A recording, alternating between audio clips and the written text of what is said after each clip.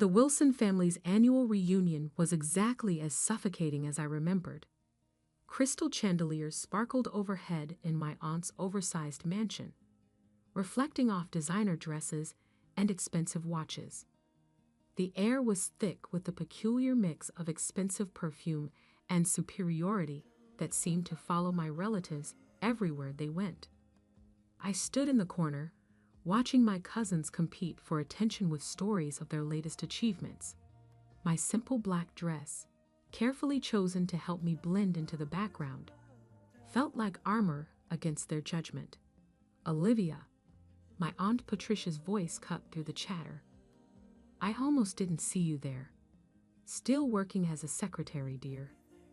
I took a small sip of champagne, hiding my smile behind the glass. "Administrative assistant, actually." "Oh," she raised a perfectly manicured eyebrow. "Still at that little consulting firm? What was it called again?"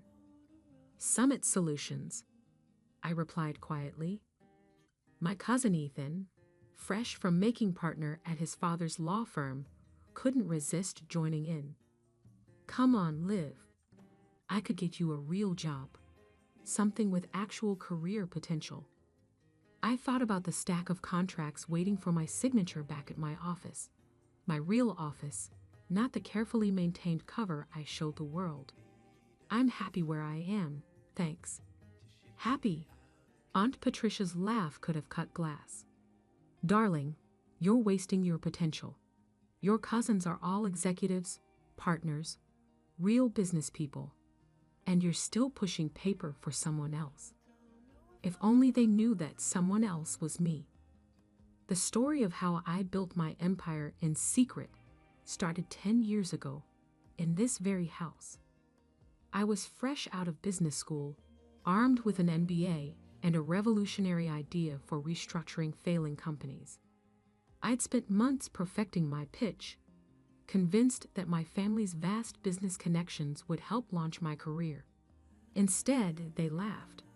"Consulting?" Uncle Robert had scoffed. "Leave that to the big firms, girl. Join the family business. Start in the mailroom. Work your way up like everyone else." Everyone else meant my male cousins, of course. The Wilson family's idea of success was strictly defined and strictly controlled. They'd built their fortune through a network of companies, each headed by a carefully chosen male heir. Women were expected to marry well or take subordinate positions, nothing more. That night, I made 2 decisions that would change everything. First, I would build my own company without their help or knowledge. Second, I would make them regret every dismissive word. Summit Solutions began in a tiny office above a Chinese restaurant. My savings covered the rent, barely. But I had something more valuable than money. I understood how companies worked, how they failed, and most importantly, how to fix them. My first client was a small manufacturing firm on the verge of bankruptcy. The owner had been turned down by every major consulting firm in the city. I spent 3 months restructuring their operations, streamlining processes, and negotiating with creditors. 6 months later, they were profitable again. Word spread quietly through business circles about the mysterious consulting firm that could save dying companies. I hired carefully, choosing people who shared my vision and my discretion. Every employee signed ironclad NDAs. My name never appeared on any public documents. I was simply the CEO. As Summit Solutions grew, I maintained my cover as a low-level employee. I kept the tiny office above the restaurant, even as we expanded into a sleek downtown headquarters. When family members asked about my job, I described mundane administrative tasks, watching their eyes glaze over with disinterest. The deception wasn't just about pride, it was strategy. The Wilson family's business empire was built on acquiring struggling companies at rock-bottom prices. My firm's specialty was saving those same companies before they became vulnerable to hostile takeovers. We worked in the shadows, quietly thwarting my family's predatory practices while building our own success. Now, 10 years later, Summit Solutions was one of the most influential consulting firms in the industry. We had offices in 12 cities, a client list that included Fortune 500 companies, and a reputation for turning failing businesses into success stories. And not one of my smirking relatives had any idea. More champagne, dear. Aunt Patricia's voice yanked me back to the present. Though perhaps you should stick to water. I imagine your salary doesn't leave much room for expensive tastes. I accepted the champagne with a practiced smile. Thank you, Aunt Patricia. How's Uncle Robert's new acquisition going? Williams Manufacturing, wasn't it? Her smile faltered slightly. There have been some complications. Nothing Robert can't handle, of course. What she didn't know was that those complications were my doing. Williams Manufacturing had been a target of my uncle's hostile takeover attempt. They'd reached out to Summit Solutions 3 months ago, desperate for help. Now they were implementing our restructuring plan, their stock price was rising, and Uncle Robert's attempt to seize control was falling apart. I heard they hired some consulting firm, my cousin Ethan added. Probably throwing good money after bad. Those consultants are all the same. Big promises, no results. I hid another smile. Summit Solutions' fee for saving Williams Manufacturing was more than Ethan would make in 5 years at his father's firm. Oh, which firm? Summit something, he waved dismissively. Nobody important. Dad says their CEO won't even show their face. Probably some trust fund kid playing at business. My phone buzzed in my clutch. A message from my actual assistant. Emergency meeting tomorrow, 9 a.m. Wilson Ventures representatives requesting merger discussion Williams Manufacturing. Urgent response needed. I scanned the message twice, realization dawning. They were finally admitting defeat with Williams Manufacturing. After failing to acquire the company, they were now seeking a merger, which would require approval from Williams Consulting Firm. My firm. Tomorrow morning, my family would walk into a meeting expecting to strong-arm their way into a merger. Instead, they would find themselves facing the secretary they dismissed for the past decade. Except I wouldn't be bringing coffee. I would be sitting at the head of the table. Everything all right, dear? Aunt Patricia asked, noticing my expression. I finished my champagne and gave her my brightest smile. Perfect, actually. I should head home. Early meeting tomorrow. Oh? Taking notes for someone important? Something like that. I replied, already planning what I would wear. Something exactly like that. The next morning, I stood in my private elevator, ascending to Summit Solutions' executive floor. Gone was the simple black dress from last night's reunion. Today, I wore a tailored channel suit in deep navy, a power color for a power move. My assistant, Maya, waited at the elevator doors with a tablet and knowing smile. The Wilson Ventures team arrived early, she reported as we walked. Your uncle seems particularly anxious to meet Summit's CEO. I'm sure he is. I checked my reflection in a glass wall. Perfect. Are they in the main conference room? Yes, along with Mr. Harrison from Williams Manufacturing. Maya's eyes sparkled with anticipation. Your cousin Ethan is there too. Apparently, he insisted on handling the legal aspects personally. I smiled, remembering Ethan's condescending offer of a real job just yesterday. Who else from the family?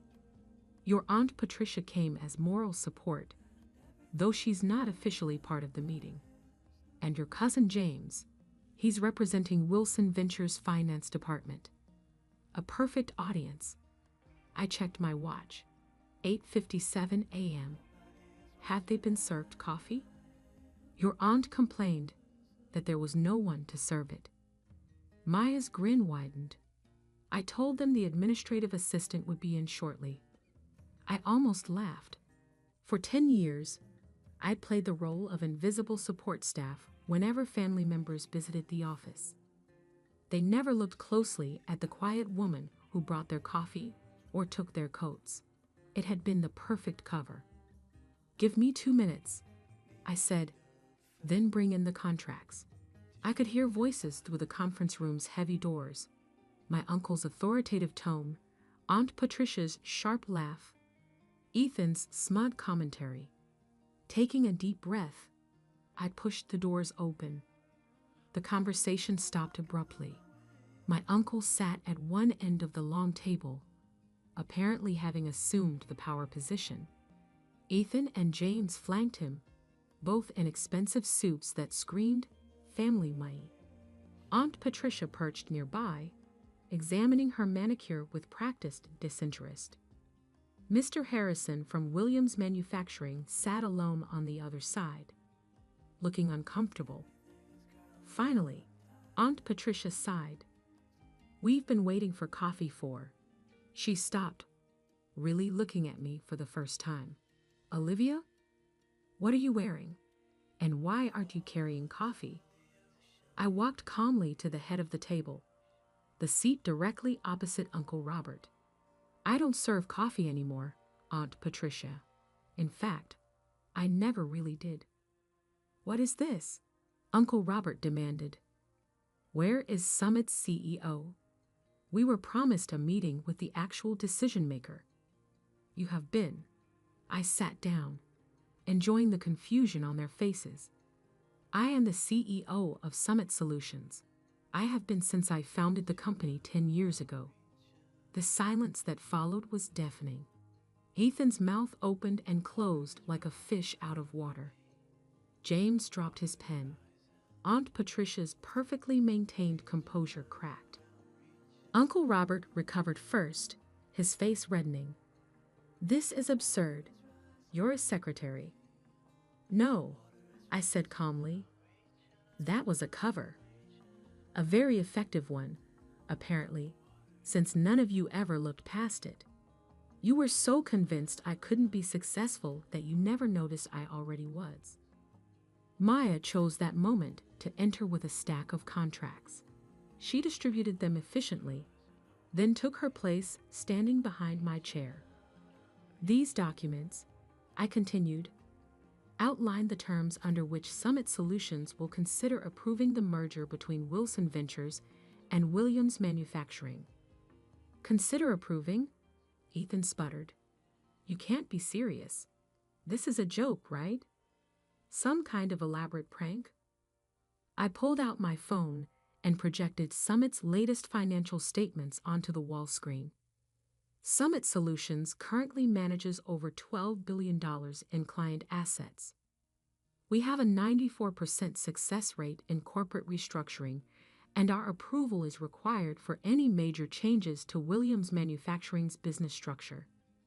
I smiled at my stunned relatives.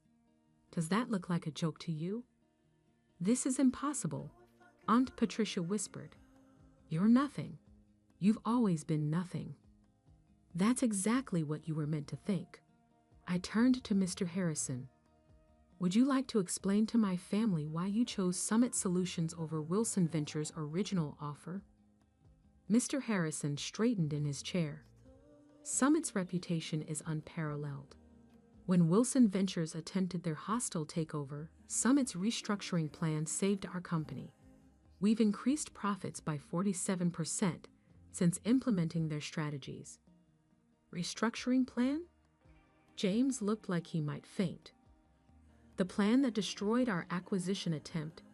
That was you, among others." I began listing cases on my fingers. Peterson Electronics, which you tried to acquire last year. Maritime Shipping, which you underbid on last quarter. The Davidson Group, which mysteriously recovered just before you could buy them out. I leaned forward.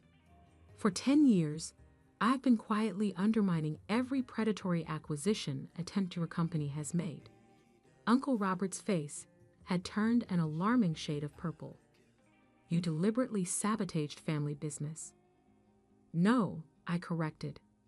I built my own business, one that helps companies survive instead of devouring them for parts. The fact that it interfered with your plans was just karmic bonus. This is ridiculous, Ethan declared, standing up. I'm calling our lawyers. Sit down, Ethan. My voice carried an authority that made him freeze. You really should read those contracts in front of you, the ones your firm spent months trying to secure for this meeting. I watched realization dawn on his face. That's right. Your law firm's biggest client this year. That was me too. Maya stepped forward with another document. This is a summary of Summit's current market position and liquid assets. You'll note that we're now in a position to acquire controlling interest in Wilson Ventures if we choose. The room erupted in chaos. Aunt Patricia was practically hyperventilating. James was frantically checking the numbers on his phone. Ethan had collapsed back into his chair, looking shell-shocked. This is blackmail, Uncle Robert growled. No, I said quietly. This is business. The kind you taught me, I'd never be capable of handling. I stood up, smoothing my jacket. You have until 5 p.m. today to review the merger terms. They're very generous, considering our position. If you decline, Summit Solutions will begin purchasing Wilson Ventures stock on the open market tomorrow morning. I headed for the door, then paused. Oh, and Aunt Patricia, that champagne you so graciously offered me last night. I own the vineyard that produces it. Bought it last year. The coffee you were so desperate for this morning. That chain too. I smiled sweetly. Turns out my salary does leave room for expensive tastes after all. The door closed behind me on their stunned faces. In my private office, I finally allowed myself a moment to process what had just happened. 10 years of careful deception, of playing the invisible underachiever, had led to this moment. Maya appeared with a real cup of coffee, my favorite blend from my own coffee chain. Was it worth the wait? I thought about all the times I'd served coffee in this very office, watching my family dismiss me, underestimate me, write me off as nothing more than a secretary. Every single second. My phone buzzed. Messages already pouring in from family members who must have heard about the meeting. I silenced it without looking. They'd have plenty of time to process their new reality. Right now, I had an empire to run. And for the first time in 10 years, I could finally do it without hiding who I really was. The next 48 hours were exactly what you'd expect when a family built on power and appearances suddenly discovers they're not at the top of the food chain anymore. The messages started pouring in almost immediately after the meeting. Aunt Patricia, darling, let's discuss this over lunch. You always were my favorite niece. Ethan, come on, Liv. We were just joking around. Family should stick together. James, you can't do this to us. We're blood. I ignored them all, focusing instead on the rapid-fire emails from Wilson Ventures board members. They weren't stupid. They could see which way the wind was blowing. By noon, they had scheduled an emergency board meeting. By 3, they had voted to accept Summit's merger terms. Uncle Robert, predictably, didn't go quietly. You've betrayed this family. His voice echoed through my office as he barged in unannounced. Maya moved to intervene, but I waved her off. Let him have his moment. Actually, I said, not looking up from my computer, I'd say I learned from this family. Isn't this exactly what you taught us? Seize power, eliminate competition, never show weakness. We gave you everything. That made me laugh. You gave me nothing, less than nothing. You taught me that I would never be good enough, that my only value was in supporting the men in the family. So I'd built something better. By deceiving everyone for a decade, I finally looked up at him. By letting you deceive yourselves, you saw exactly what you expected to see.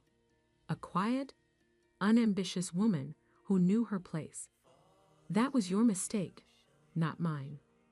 The fight seemed to drain out of him suddenly. He sank into one of my visitor chairs, looking older than I'd ever seen him. Why reveal yourself now? You could have continued operating in secret. Because it was time. I closed my laptop. Williams Manufacturing isn't the only company you're trying to acquire. There's Thompson Electronics, Maritime Solutions, at least 3 others. Companies with good people, solid products, that just need help restructuring. I'm tired of watching you destroy them. It's business, he protested weakly. No, it's greed, and it stops now. I handed him a folder. These are the final merger terms. Summit Solutions will acquire a controlling interest in Wilson Ventures. We'll restructure the company to focus on building businesses up, not tearing them down. You can stay on as a consultant if you accept the new direction. If not, your golden parachute is outlined on page 3. He opened the folder with trembling hands. You thought of everything. I learned from the best. I smiled without warmth, though not in the way you intended. After he left, Maya brought in a stack of newspapers. Summit's revelation was already making headlines. Secret CEO revealed how one woman built a billion-dollar empire in secret. Wilson family shocked. The hidden success story they never saw coming. My phone buzzed again, this time with a message that actually mattered. My mother, who had divorced Uncle Robert's brother years ago and distanced herself from the Wilson family's toxicity, had sent a single line. I always knew you would show them. The next few weeks were a whirlwind of changes. Wilson Ventures board enthusiastically embraced Summit's new direction. Their stock price jumped 40% on the announcement of the merger. Companies that had feared the Wilson name now sought partnerships. The press couldn't get enough of the story. Aunt Patricia tried to spin it as a heartwarming family success story. We always knew Olivia had potential, she told one reporter. This just proves that the Wilson spirit of entrepreneurship runs in the blood. I responded by releasing archived video of last year's family reunion, where she had spent 20 minutes explaining to everyone why I would never amount to anything. The footage went viral. She stopped giving interviews after that. Ethan attempted damage control in his own way, claiming he had been in on it all along. Unfortunately for him, too many people had witnessed his shocked face in that conference room. His law firm's other clients began questioning his judgment. Within a month, he was quietly asked to take a leave of absence. James adapted the fastest, approaching me with a business proposal just 2 weeks after the revelation. We could dominate the market together, he suggested over an awkward lunch. The Wilson Summit Alliance would be unstoppable. That's not what Summit Solutions is about, I told him. We don't dominate, we elevate. The real changes came in the quieter moments. The young intern who tearfully thanked me for showing her that success didn't require compromising her principles. The female executives who started reaching out, sharing their own stories of being underestimated. The business schools that invited me to speak about building ethical success in a cutthroat world. 3 months after the revelation, I stood on a stage accepting the Business Innovation Award. Looking out at the audience, I saw my mother sitting in the front row, beaming with pride. Behind her sat several of my former administrative assistants, all women who had helped maintain my cover while building their own careers within Summit. Success isn't about who has the most power, I told the crowd. It's about how you use the power you have. For 10 years, I played a role that made powerful people underestimate me. I could have revealed myself sooner. But I chose to wait until Summit Solutions was strong enough to create real change. The applause was thunderous, but the real satisfaction came later that evening. I was working late in my office when Maya brought in an interesting piece of news. Uncle Robert had just announced his retirement. His resignation letter included an unexpected paragraph. My niece taught me that true business success isn't measured in acquisitions or assets, but in the positive impact we create. I regret that it took losing control of my company to learn this lesson. I leaned back in my chair, thinking about the long game I had played. 10 years of careful planning, of swallowing pride and playing small, had led to this moment. Summit Solutions wasn't just successful, it was changing how business was done.